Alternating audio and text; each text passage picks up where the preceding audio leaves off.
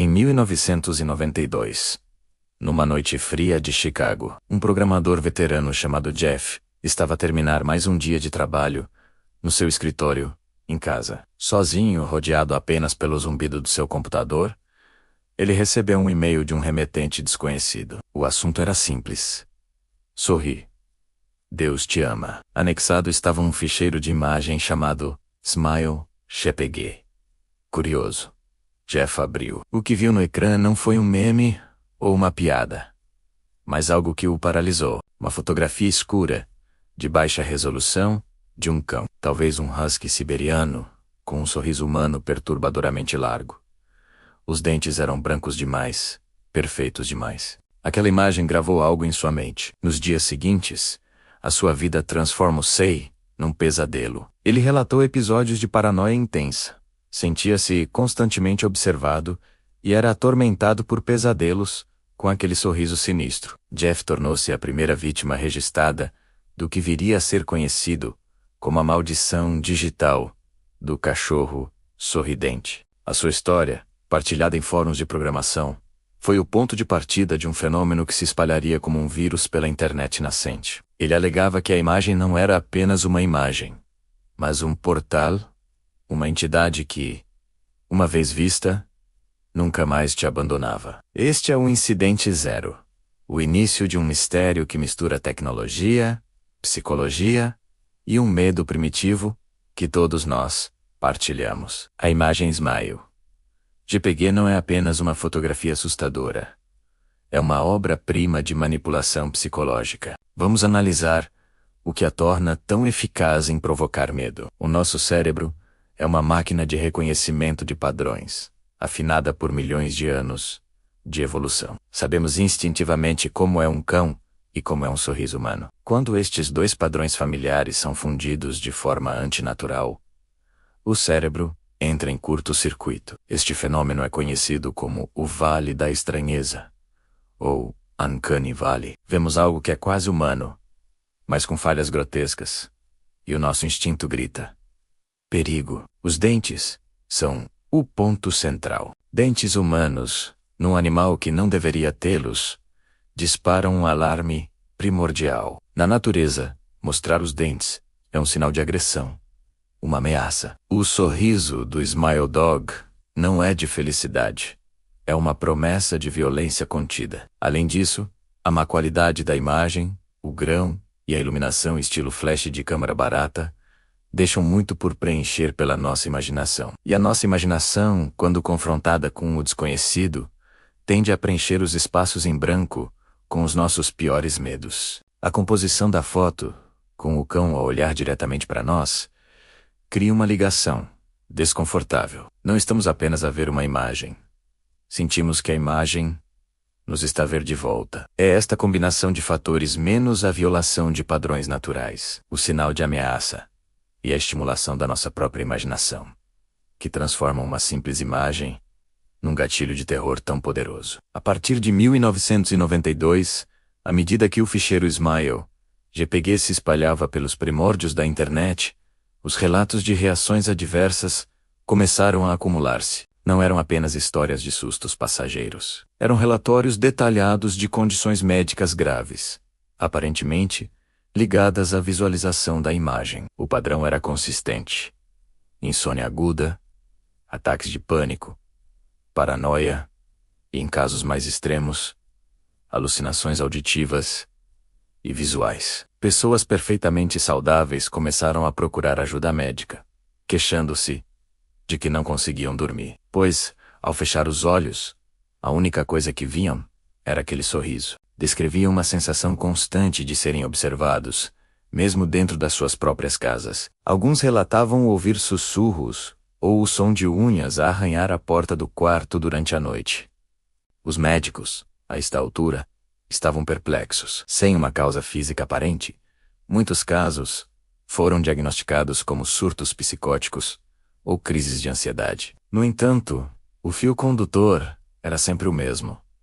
Tudo começara depois de abrir aquele ficheiro. Hoje, olhamos para este fenômeno com uma lente diferente: a da histeria coletiva e das doenças psicossomáticas. A mente humana é incrivelmente poderosa. A simples sugestão de que uma imagem é amaldiçoada pode ser suficiente para desencadear reações físicas reais. O medo gera estresse.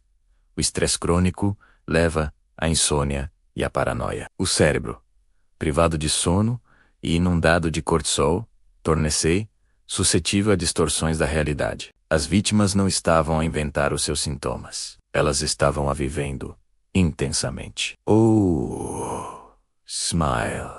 GPG não era um vírus de computador, mas um vírus mental, que se propagava não através de código, mas através do medo, transformando uma lenda urbana digital num problema de saúde pública real e assustador. Para entender a origem do Smile, a nossa investigação leva-nos para longe do mundo moderno e transporte-nas para a era dos modems barulhentos, dos fóruns de discussão em texto e dos primeiros BBS, os Bulletin Board Systems. Visualizem isto: ecrãs de fósforo verde, interfaces de linha de comando e uma comunidade online pequena, mas muito unida.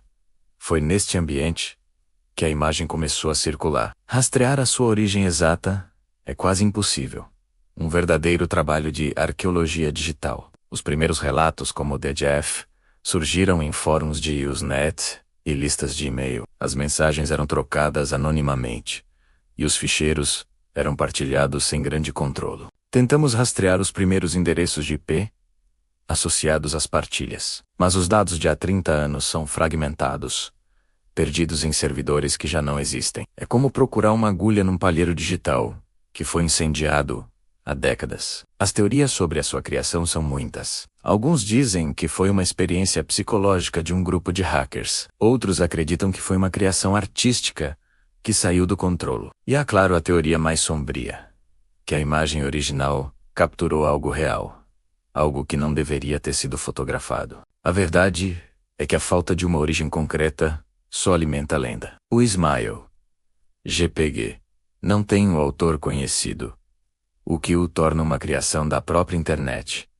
Um monstro nascido no caos da rede primitiva. A sua história não está escrita num único local, mas sim espalhada por milhares de posts, comentários e e-mails, perdidos no tempo. Cada pessoa que o partilhou, cada pessoa que contou a sua história de terror, tornou-se parte da sua criação. Ele é um fantasma na máquina, uma lenda que se construiu a si mesma. Chegamos então à conclusão da nossa investigação. O que é, afinal, o Smile?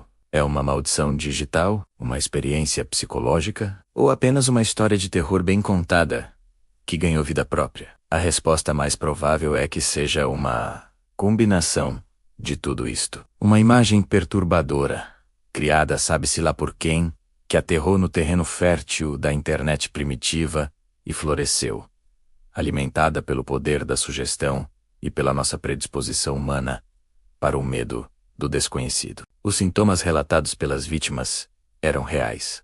Manifestações psicossomáticas de um terror genuíno. A histeria coletiva provou que um vírus não precisa de ser biológico para se espalhar e causar danos. A lenda do cachorro sorridente é um testemunho do poder que as histórias têm sobre nós e de como a linha entre o mundo digital e a nossa psique pode ser perigosamente tênue. Mas aqui fica o aviso final, o detalhe que mantém esta lenda viva e aterrorizante. O ficheiro original, o Smile, GPG, nunca foi verdadeiramente encontrado e destruído. Cópias, imitações e variações existem aos milhares, mas a versão original, aquela que supostamente carregava a maldição, está por aí, perdida nos vastos arquivos da internet. Pode estar adormecido num servidor antigo, anexado a um e-mail esquecido, ou à espera no lixo eletrônico de alguém. A lenda diz que ele aparece quando menos se espera. Por isso, esta noite, antes de ires dormir, talvez queiras dar uma última olhadela à tua pasta de spam. Nunca se sabe o que pode estar a sorrir para ti no escuro. Obrigado por assistir a este dossiê. Se gostou desta investigação, deixa o teu like, compartilha com um amigo e se inscreve no canal para não perder os próximos mistérios. Até a próxima.